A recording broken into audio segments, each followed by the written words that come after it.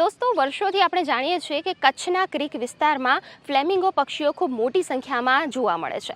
ત્યારે કચ્છ પાકિસ્તાન સરહદે આવેલ શકુર લેક વિસ્તારના પાણીમાં નાના ઘેરા રંગના પેલિકન અને ફ્લેમિંગો પક્ષીઓની નવી વસાહત હોવાનું જાણવા મળ્યું છે।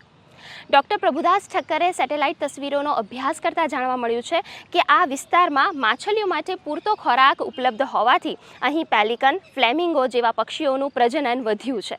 તો ચાલો જાણીએ તેમના આ વિશેષ શોધ વિશે।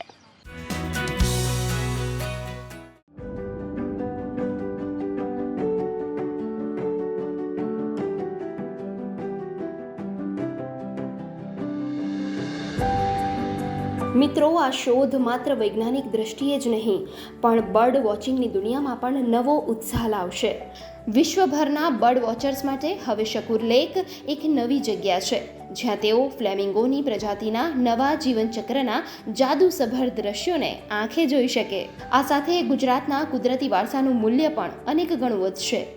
જ્યારે વિશ્વના પક્ષીવિદો અને પ્રકૃતિ પ્રેમીઓ ફ્લેમિંગોની ગાથા માત્ર શિંડલ બેટ સુધી જ મર્યાદિત માની બેઠા હતા, ત્યારે ડૉક્ટર ગૌરવ ચૌહાણ અને ડૉક્ટર નવીન જુયાલે એક નવો ખજાનો શોધી કાઢ્યો છે। मैं western great run of Kutch में जियोलॉजिकल इन्वेस्टिगेशंस कर रहा हूँ कच्छ यूनिवर्सिटी के साथ में। फरवरी 11 को हम इसी सिलसिले में western great run of Kutch में थे डॉक्टर गौरव चौहान के साथ, जो कि असिस्टेंट प्रोफेसर हैं कच्छ यूनिवर्सिटी में। उस दरमियान हम जब नारा नदी, जो एक ज़माने में हुआ करती थी, आज तो नारा नदी नहीं है, उसकी जगह एक वो कन्वर्ट हो गई है साकुर लेक में। उसके पास हमने पेलिकन्स, फ्लेमिंगोज भी देखे और साथ में हमने माउंट देखे जो कि क्लेई माउंट्स थे, करीब 30 से 40 सेंटीमीटर वाटर सरफेस से ऊपर, BOP 1121 के आसपास के इलाके में, क्योंकि ये इलाका पूरा पानी से भरा हुआ होता है।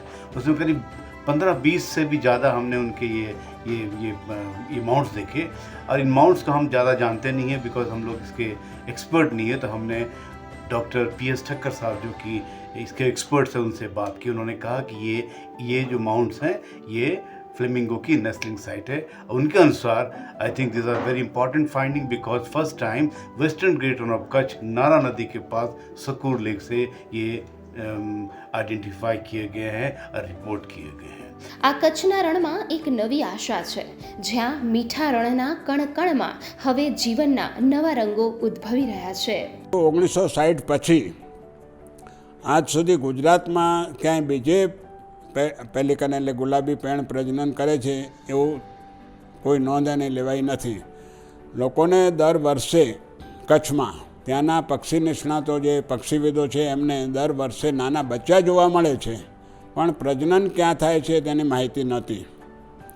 આ વર્ષે ફેબ્રુઆરીની 11મી તારીખે 2025માં ડૉક્ટર નવીન જુયાલ અને ડૉક્ટર ગૌરવ ચૌહાણ એ બંને જણ આર્કિયોલોજીકલ સાઇટ જોવા માટે આપણે સરહદના જે રોડ બનેલા છે, બોર્ડર સાથે સાથે જ સમાંતર રોડ બનેલા છે, એ રોડ ઉપર જતા હતા ત્યારે તેમને 14 માળા ફ્લેમિંગોના જોવા મળ્યા।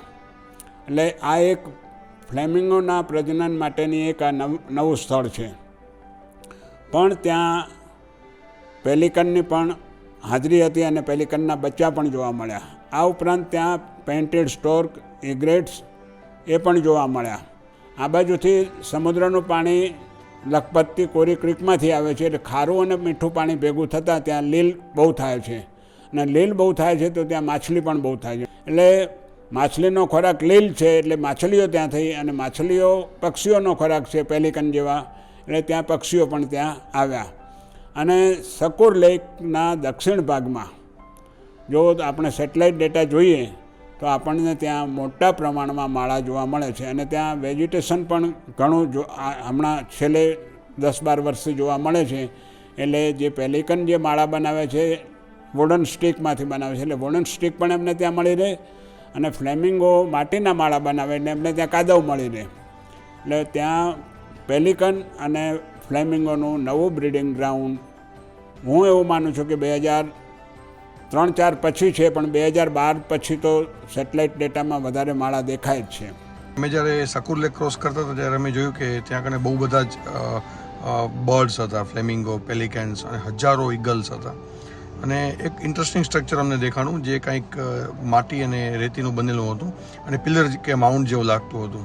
અને એની ઉપર એક્ઝેક્ટ નાનકડા એક હોલ જેવું સ્ટ્રક્ચર હતું ને એનામાં નાનકડા ફ્લેમિંગોના બચ્ચા બેઠા હતા.